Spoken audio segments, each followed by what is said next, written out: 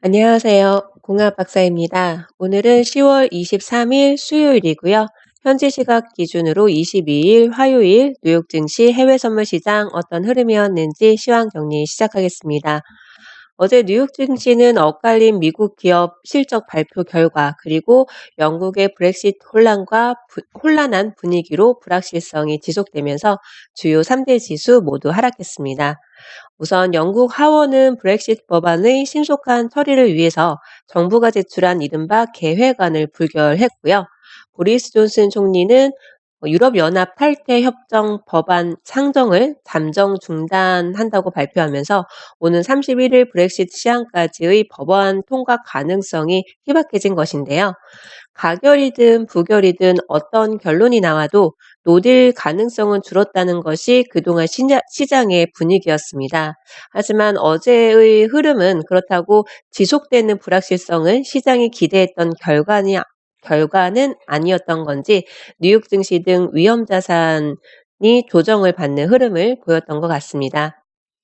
어제는 미국 기업 실적 발표 분위기도 좀 사뭇 분위기가 달랐었던 것 같은데요. 프록터 앤 갬블은 예상보다 양호한 실적을 발표했지만 반면 맥도날드와 트래블러스는 부진한 실적을 내놓았습니다. 특히 트래블러스는 주가가 8% 이상 급락하면서 지수 전반에 부담을 준 것으로 나타났습니다. 오늘은 MS와 보잉 등의 실적 발표가 예정되어 있는데요. 미국 기업의 3분기 실적 발표가 지금까지는 그래도 대체적으로 순조로웠는데 앞으로도 순항을 보이면서 뉴욕 증시를 지지하게 될지 좀 더 지켜봐야 되겠지요.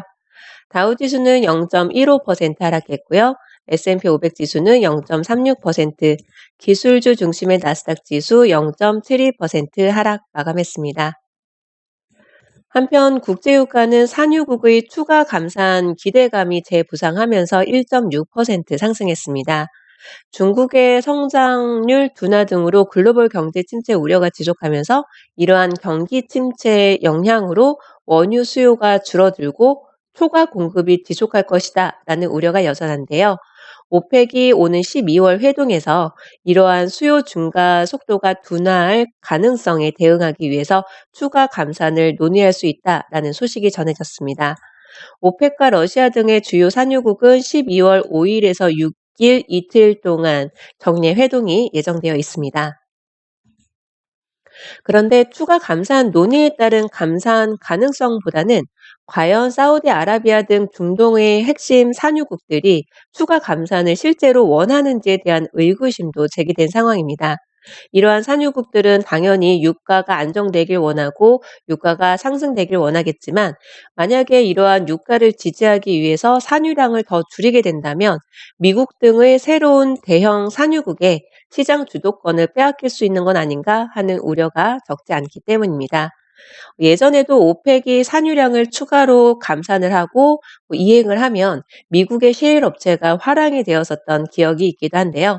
참고로 미국은 오펙 가입국이 아니지요. 또한 미국의 원유 재고가 증가세를 이어갔으리란 관측으로 어제 유가 상단을 좀 제한했었던 걸로 보여집니다. 오늘은 원유 재고 발표가 있는 날이죠. 만약 오늘 발표에서도 재고가 시장의 예상대로 증가한다면 6주 연속 증가하게 되는 것입니다. 이 부분은 원유 시장의 초과 공급 우려감을 더욱 자극할 수 있는 요인이 될 텐데요. 오늘 발표 결과가 좀 궁금해지지요. 어제는 크루드 오일과 나스닥 지수 검증 영상을 공유드렸습니다. 우선 크루드 오일은 TW 신호에 맞춰서 매도 진입을 했고 40틱 청산 후에 결국에는 남은 계약수는 본절 청산이 되었었는데요. 나스닥 지수는 TW 기준으로 매도 진입을 체결이 되지 않아서 처음으로 진입 신호가 나왔었던 CP 기준으로 매도 진입을 했고 원칙대로 100틱 단타 수익 청산을 하게 됐는데요. 결국에는 굉장히 큰 매도 추세가 나와 주었었던 것 같습니다.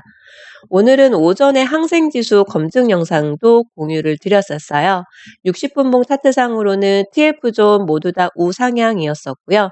그러면 매수 진입을 고려를 했겠지만 3분봉 차트에서 다시 한번 확인을 했었을 때 이미 화요일이었죠. 화요일 새벽 1시 30분경에 TW 매도 신호가 나왔었기 때문에 TV 매수 신호가 나온 다음에 매도 진입의 기회를 좀 기다렸었습니다. CP 기준으로 매도 진입을 했고 결국에는 300틱이 넘는 수익 구간이 나와 주었습니다. 어저께 크루드 오일 같은 경우에도 그리고 나스닥 지수도 동일하게 TW 신호가 있었는데 크루드 오일의 TW 신호는 결국에는 일시적인 조정 구간이었구나라고 이제 알게 된 거고요. 나스닥 지수도 마찬가지로 TW 매도 신호가 있었지만 나스닥 지수의 TW 신호는 변곡점이 되었구나라는 걸 알 수 있습니다. 제임스 대표님 매매 기법의 TW 매매 기법은요. 일시적인 조정 반등 구간이 될 수도 있고 변곡점이 될 수도 있습니다라고 제가 종종 말씀드렸었지요. 현재 시각 기준 나스닥 크루드 오일 한번 60분봉 차트 확인을 해 보도록 할까요? 우선은 60분봉 차트에 제가 가장 먼저 보는 게 TF존의 방향입니다. 매도존, 매수존 서로 방향이 다르죠. 그리고 지금 현재 가격이 상승했다가 또 하락하는 흐름을 보이고 있는데요. 지금 시간이 오후 7시 30분 조금 넘었거든요. 움직임이 둔하기 때문에 크게 카운팅 한번 해보시는 것도 방법이 될 수 있지 않을까 싶고요. 충분하게 지켜보시고 준비를 하신 다음에 진입 신호를 기다리시는 게 방법이 될 수 있을 것 같습니다.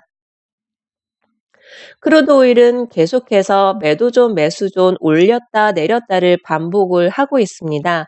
어저께 매도존을 쭉 올려주었고 당연히 매수존이 뒤늦게 따라 올라갔었겠죠. 지금 현재는 단기적으로는 TF존이 우상향입니다만은 여기에서만 확인을 할 게 아니라 반드시 3분봉 차트에서도 확인을 해볼 필요가 있습니다.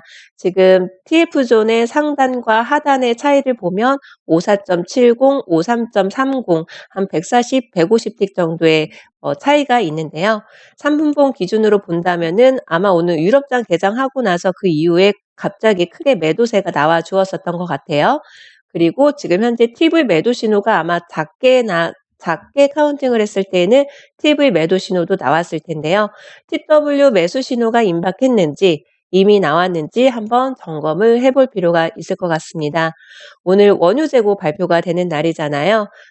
제가 제임스 대표님의 매매 기법을 가지고 트레이딩을 하는 과정에서 가장 안정적인 수익을 낼 수 있는 방법은 침착하게 차트를 좀 추이를 지켜보고 내가 진입을 해야 되는 그 진입 신호를 충분히 기다리는 게 가장 기본적인 기본 자세가 되어야 하지 않을까 이런 생각을 갖고 있습니다. 오늘도 원칙 매매로 성공 투자 되시길 응원드리고요. 행복한 밤 되세요. 감사합니다.